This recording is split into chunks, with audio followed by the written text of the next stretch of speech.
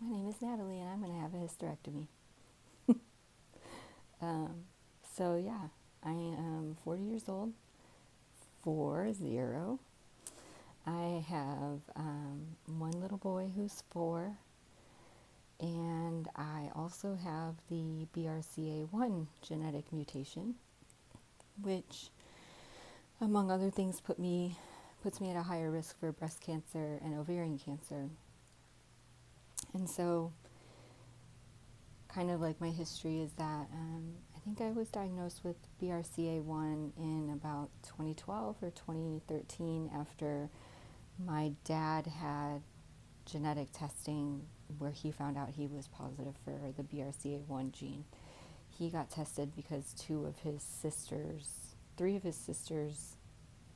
sorry, he has 3 sisters and 2 of them tested positive for breast cancer. They've had radiation chemo. Thankfully, they're both alive and well.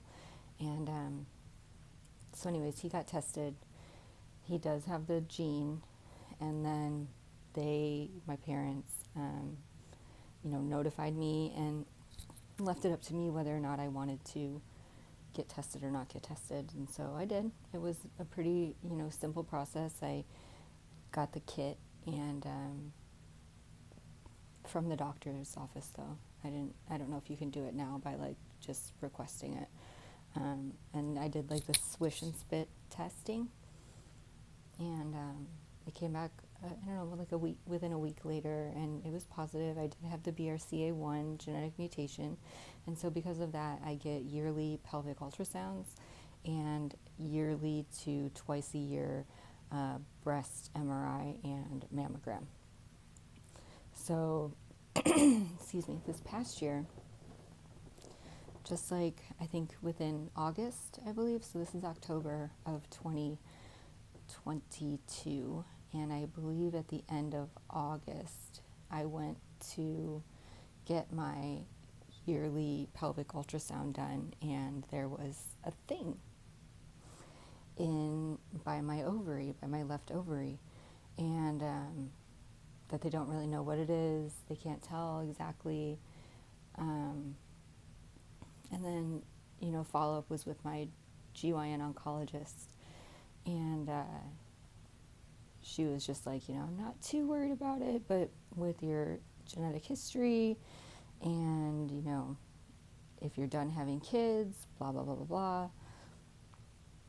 The end result was going to be to get this surgery done anyways, which is a total hysterectomy and a bilateral salpingectomy.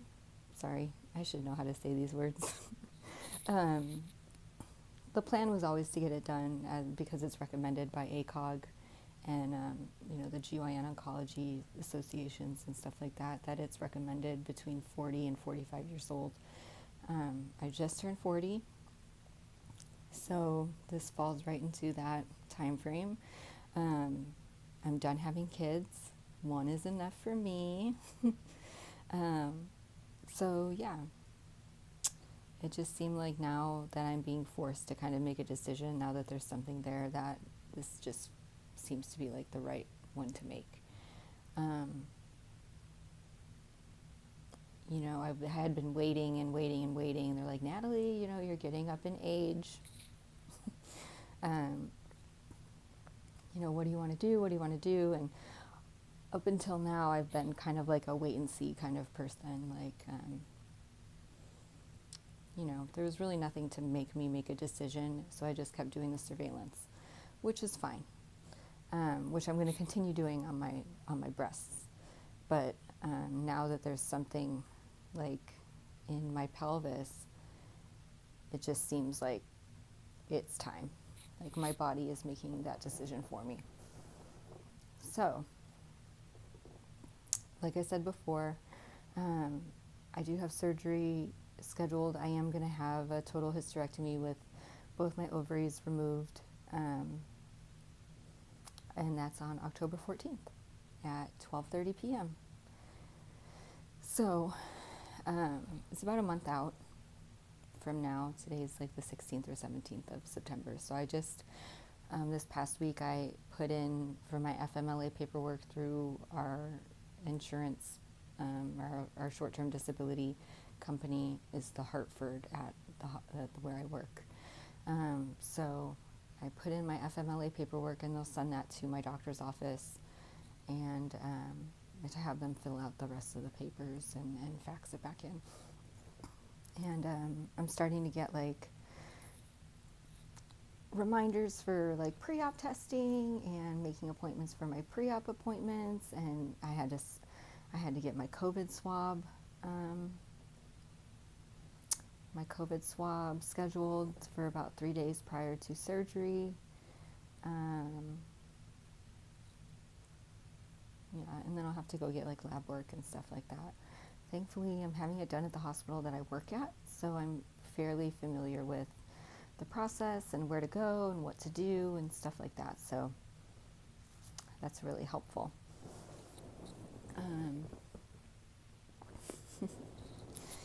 Let's see what else.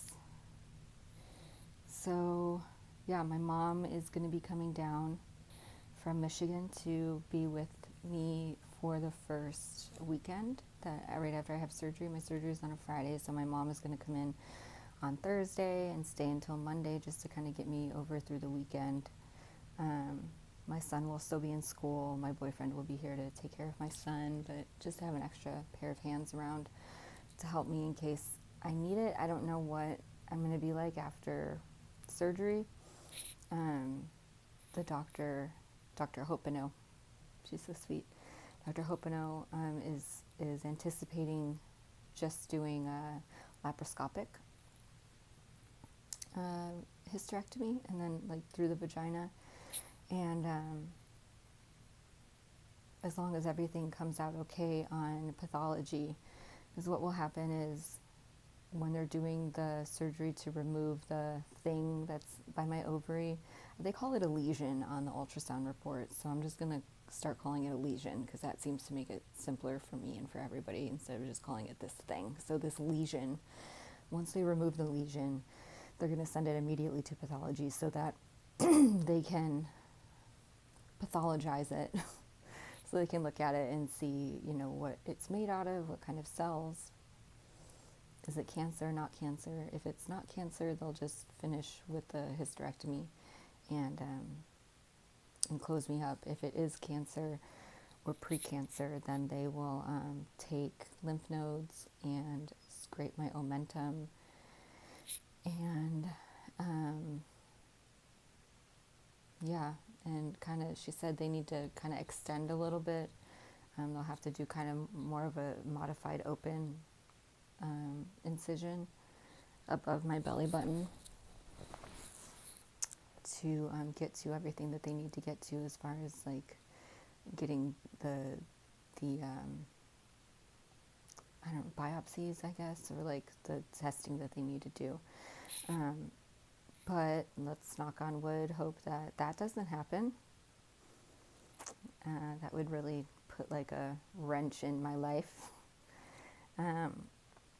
It's funny because with the whole BRCA diagnosis, like I was so focused on the breast part of it, breast, and how it's so heavily, documented in my family history about breast cancer. I have 2 paternal aunts who have had cancer, 1 maternal aunt, but like I think that my great-grandma maybe had ovarian, possibly. And so ovarian's kind of just like, it's been on my radar, but it's been like over here, whereas breast cancer, but it's like right here. And so kind of like crap, like I should have been paying attention to this a little bit more, but it's here now. I'm here now. So I'm hoping that this little lesion is nothing, and it will just be some kind of random fibroid or cyst, maybe. I don't know. It had blood flow, so I'm not sure if a cyst can have blood flow or not, but I don't know if a fibroid can have blood flow. I think fibroids can have blood flow because they grow. So yeah. that's kind of where we're at. So you're invited to my hysterectomy on October 14th at 12:30 p.m. in Houston, Texas at the Pavilion for Women with Dr. Hopeno. Please RSVP. Anyways, I made this video because while there are a lot of like hysterectomy videos out there, or like, you know, leading up to my hysterectomy, a lot of them were like due to heavy bleeding, and not that I don't have those problems too, but like none that I scrolled through were specifically about like having a risk reducing hysterectomy because of the BRCA genetic mutation. And then also like, hey, let's sprinkle in like, now you have something growing, you have some kind of lesion growing in your pelvis. So there's a lot of like my hysterectomy stories, but are they all, you know, I'm trying to find one that's kind of more geared to like not it's because it's risk reducing, not because there's an actual physical problem like bleeding or pain or fibroids or anything like that. So that's why I'm kind of making this, to kind of throw that out there. It's about a week until, not a week, it's about a month until my surgery, so I'll try to update, you know, as things come up. So yeah, I'll check back in, but if you have any questions or anything, just put them down below and I will get back to you when I can. Thanks for watching. Bye.